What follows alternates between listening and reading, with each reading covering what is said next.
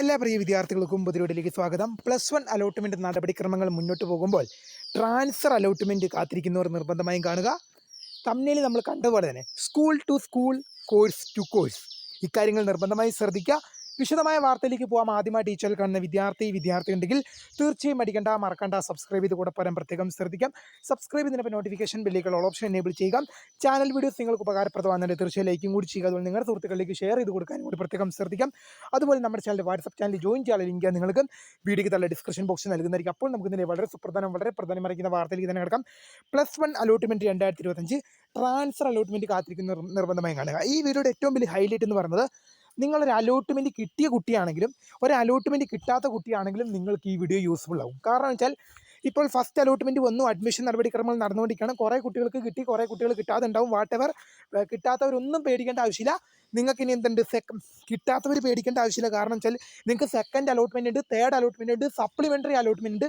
Supplementary തന്നെ ഒന്നാം supplementary, first supplementary allotment, second supplementary allotment, അതുപോലെ തന്നെ സ്പോട്ട് അഡ്മിഷനും ഉണ്ട്. നിങ്ങൾ പേടിക്കേണ്ട. ഇനി അലോട്ട്മെൻറ്റുകൾ ഇഷ്ടം പോലെ വരാൻ കിടപ്പുണ്ട്. ഇത്ര second allotment, third allotment, supplementary 2 spot admission 5 അവസരങ്ങൾ നിങ്ങൾക്ക് ഇനിയും കിടപ്പുണ്ട്.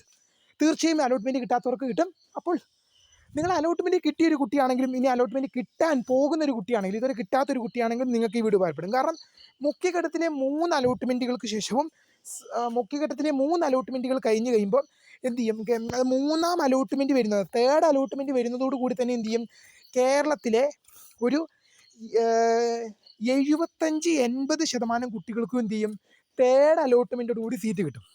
ഞാൻ പറയുന്ന ഒരു കാര്യം ശ്രദ്ധിച്ചു കൊടുക്കുക. തേർഡ് അലോട്ട്മെൻറ്റോട്, ഇപ്പോൾ ഫസ്റ്റ് അലോട്ട്മെൻ്റ് ആണ് വന്നത്, തേർഡ് അലോട്ട്മെൻറ്റ് എന്ത് ചെയ്യും, ജൂലൈ 16. അത് ഫസ്റ്റ് അലോട്ട്മെൻറ്റ് എന്ത് ചെയ്തു, ജൂൺ 2 വന്നു, ഇന്നലെ വന്നു. സെക്കൻഡ് അലോട്ട്മെൻറ്റ് ജൂൺ 10 വരും, തേർഡ് അലോട്ട്മെൻറ്റ് ജൂൺ 16 വരും.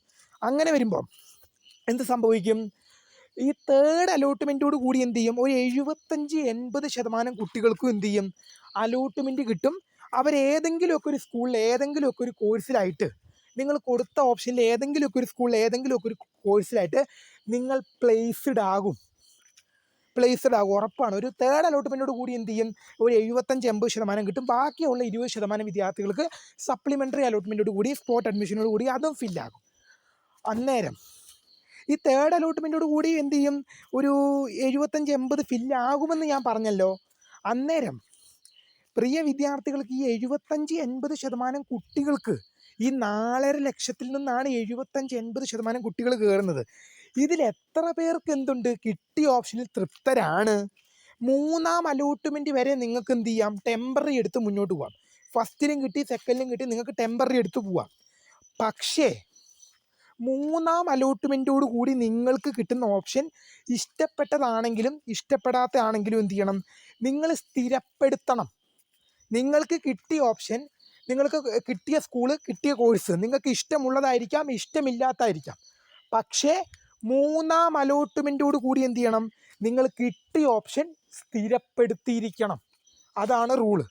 പിന്നെ നിങ്ങൾക്ക് എനിക്ക് ഇഷ്ടമില്ലാത്ത സ്കൂളാണ് കിട്ടിയത്, എനിക്ക് ഇഷ്ടമില്ലാത്ത കോഴ്സാണ് കിട്ടിയത്, ഒന്നും പറയാൻ പറ്റില്ല. മൂന്നാം അലോട്ട്മെൻറ്റിൽ കിട്ടുന്നത് സ്വീകരിച്ചോണം. നിങ്ങൾ കൊടുത്ത ഓപ്ഷനിൽ നിന്ന് നിങ്ങൾക്ക് കിട്ടുന്നത് സ്വീകരിച്ചോണം. ഇപ്പം നമുക്ക് ഇഷ്ടമില്ലാതെ കിട്ടിയെന്ന് വെച്ച് നമുക്ക് പൊതുവിദ്യാഭ്യാസ വകുപ്പിനെ കുറ്റം പറയാൻ സാധിക്കില്ല. കാരണം നമ്മൾ കൊടുത്ത ഓപ്ഷനിൽ നിന്നാണ് നമുക്ക് കിട്ടുന്നത്. പക്ഷെ നമ്മൾ കൊടുക്കാത്തൊരു ഓപ്ഷൻ എന്ത് ചെയ്യുന്നില്ല, പൊതുവിദ്യാഭ്യാസ വകുപ്പ് അതിനകത്ത് ആഡ് ചെയ്ത് നമുക്ക് തരുന്നില്ല. നമ്മളൊരു 10 കൊടുത്തു, അല്ലെങ്കിൽ 20 കൊടുത്തു, ഇനി അപ്പോൾ 5 കൊടുത്തുള്ളൂ. ആ കൊടുക്കുന്നതിന് ഒരെണ്ണമാണ് നമുക്ക് തരുന്നത്. ബട്ട് എന്നാലും പല വിദ്യാർത്ഥികൾക്കും എന്താണ്, എവിടെയെങ്കിലും കിട്ടിയാൽ മതി എന്നുള്ള സ്റ്റാറ്റിഫൈഡ് ഇല്ല. അത് നിങ്ങൾക്ക് കിട്ടിയ ഓപ്ഷൻ സ്റ്റാറ്റിഫൈഡ് അല്ലാതിരിക്കും. അങ്ങനെ വരുമ്പോൾ നിങ്ങൾ എന്ത് ചെയ്യും, ട്രാൻസ്ഫർ അലോട്ട്മെൻറ്റിനെ ആശ്രയിക്കും. Transfer allotment. ഇനിയാണ് നമ്മൾ വിഷയത്തിൽ വീഴുന്നത്. 4 മിനിറ്റ് കഴിഞ്ഞല്ലേ, പ്രസംഗിച്ചല്ലേ. ഓക്കെ, നിങ്ങൾ ഒരു കാര്യം ചെയ്താൽ മതി. നിങ്ങൾക്ക് ഈ വീഡിയോ അധികം ലാഗായിട്ട് തോന്നുന്നുണ്ടെങ്കിൽ നിങ്ങളെന്തോ ഒരു കാര്യം ചെയ്യും, 1x-ലോ 1.5x-ലോ അല്ലെങ്കിൽ 2x-ലോ, 2x വേണ്ട, അപ്പം 2x-ലിട്ട് എന്ത് ചെയ്യില്ല, മനസ്സിലാവില്ല. ഒരു 1.25x അതിലിട്ട് നിങ്ങൾ എന്ത് പ്ലേ ബാക്ക് ഇൻ ഫീഡ്സിൽ ഒരു 1.2x-ലിട്ട് നിങ്ങൾ വീഡിയോ കണ്ടു കഴിഞ്ഞാൽ നിങ്ങൾക്ക് കുറച്ചുകൂടെ സ്പീഡിൽ വീഡിയോ കാണാൻ പറ്റും. അപ്പം നിങ്ങൾക്ക് എന്ത് ചെയ്യേണ്ട, വീഡിയോ അത്ര മിനിറ്റ് നിങ്ങൾക്ക് ഇരിക്കണ്ട. ഓക്കെ, അപ്പം നിങ്ങൾ സ്പീഡ് കൂട്ടി കണ്ടാൽ മതിയാവും. അങ്ങനെ വരുമ്പോൾ ട്രാൻസ്ഫർ അലോട്ട്മെൻറ്റിനെ ആശ്രയിക്കും. Transfer allotment school to school അലോഡാണ്, കോഴ്സ് ടു കോഴ്സ് അലോഡാണ്. ട്രാൻസ്ഫർ 3 തരത്തിൽ നടക്കും. അതായത് ഒരു സ്കൂളിൽ നിന്നും മറ്റൊരു കോഴ്സിലേക്ക്, ഉദാഹരണം പറയുവാണെങ്കിൽ ഒരു സ്കൂളിൽ ഇപ്പം എ എന്ന സ്കൂളിൽ ഒരു വിദ്യാർത്ഥിക്ക് ഹ്യൂമാനിറ്റീസ് കിട്ടി, എ എന്ന സ്കൂളിൽ സയൻസ് കിട്ടി. അതേ കുട്ടിക്ക് എ എന്ന സ്കൂളിൽ എന്ത് ചെയ്യാം? കൊമേഴ്സിലേക്കോ ഹ്യൂമാനിറ്റീസിലേക്കോ പോവാം. അതാണ് ഒന്നാമത്തെ തരം. എന്താണ്? എ എന്ന സ്കൂളിൽ എന്ത് ചെയ്തു? ആ വിദ്യാർത്ഥിക്ക് സയൻസ് കിട്ടി. ആ വിദ്യാർത്ഥിക്ക് എ എന്ന സ്കൂളിൽ തന്നെ എന്ത് ചെയ്യാം? ആ വിദ്യാർത്ഥിക്ക് കൊമേഴ്സിലേക്കോ ഹ്യൂമാനിറ്റീസിലേക്കോ ട്രാൻസ്ഫർ പോവാം. ഇതാണ് ഒന്നാമത്തെ തരം. ഇനി രണ്ടാമത്തെ തരം ഇതാണ്. എന്ത്? എ എന്ന സ്കൂളിൽ ഹ്യൂമാനിറ്റീസ് കിട്ടിയാൽ ബി എന്ന സ്കൂളിൽ വിദ്യാർത്ഥിക്ക് ഹ്യൂമാനിറ്റീസിലേക്ക് തന്നെ പോവാം. എ എന്ന സ്കൂളിൽ ഹ്യൂമാനിറ്റീസ് കിട്ടിയാൽ ബി എന്ന സ്കൂളിലേക്ക് എന്ത് ചെയ്യാം? ഹ്യൂമാനിറ്റീസിലേക്ക് തന്നെ പോവാം. ഇനി മൂന്നാമതൊരു ഓപ്ഷൻ ഉണ്ട്.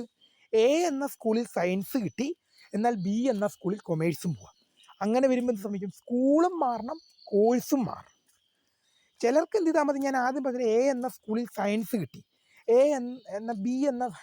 എന്ന സ്കൂളിൽ സയൻസ് കിട്ടി, ബി എന്ന സ്കൂളിലേക്ക് എന്ത് ചെയ്യാം?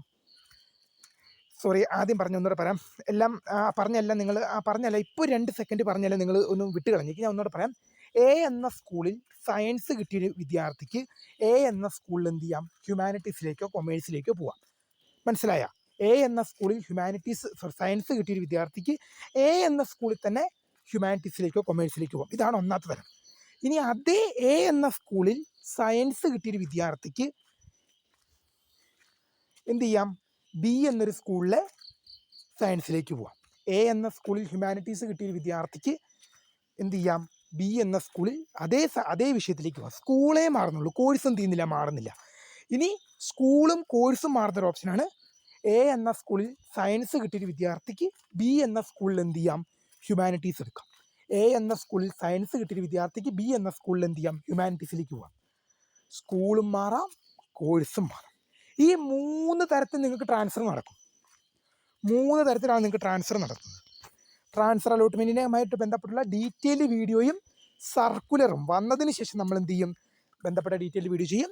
തീർച്ചയായും കാണുന്നവർ, ഞാൻ ഈ വീഡിയോ ചെയ്തത് ട്രാൻസ്ഫർ അലോട്ട്മെൻറ്റ് എന്താണെന്ന് നിങ്ങൾക്കൊരു ബേസ് കിട്ടാൻ വേണ്ടി മാത്രമാണ് ഈ വീഡിയോ ചെയ്തത്. കാരണം ഫസ്റ്റ് അലോട്ട്മെൻറ്റ് വന്നതേ ഉള്ളൂ. കാരണം എന്തായാലും തേർഡ് അലോട്ട്മെൻറ്റും കഴിയാതെ എന്തായാലും ട്രാൻസ്ഫർ നോട്ടിഫിക്കേഷൻ വിളിക്കൂല. തേർഡ് അലോട്ട്മെൻറ്റിന് ശേഷമായിരിക്കും ട്രാൻസ്ഫർ വിളിക്കുന്നത്. അങ്ങനെ വരുമ്പോൾ ഇപ്പോഴേ നിങ്ങൾക്ക് അതിൻ്റെ ആവശ്യമില്ല. അപ്പം ഞാൻ എന്തിനാണ് ഈ വീഡിയോ ചെയ്തതെന്ന് വെച്ച് കഴിഞ്ഞാൽ നിങ്ങൾക്ക് ട്രാൻസ്ഫറിനെ കുറിച്ച് എന്ത് ചെയ്യാൻ ഒരു ബേസ് കിട്ടാൻ വേണ്ടി. ആ ബേസ് നിങ്ങളിലേക്ക് എത്തിച്ചു എന്നൊരു പ്രതീക്ഷയുണ്ട്. നിങ്ങൾക്ക് ഈ വീഡിയോ കണ്ടിട്ട് ഒന്നും മനസ്സിലായില്ല എങ്കിൽ ഒന്നും കൂടി ഇരുന്ന് കാണുക. എന്നിട്ട് മനസ്സിലായില്ലെങ്കിൽ വീഡിയോക്ക് തരാൻ കമൻറ്റ് ചെയ്യുക. മാക്സിമം മറുപടി തരാൻ ശ്രമിക്കാം. വീഡിയോ ഇഷ്ടപ്പെട്ട ലൈക്ക് ചെയ്യുക, ഷെയർ ചെയ്യുക, സബ്സ്ക്രൈബ് ചെയ്യുക. അപ്പോൾ my name is Karitha, founder of scribe for the career. Thank you for watching. By.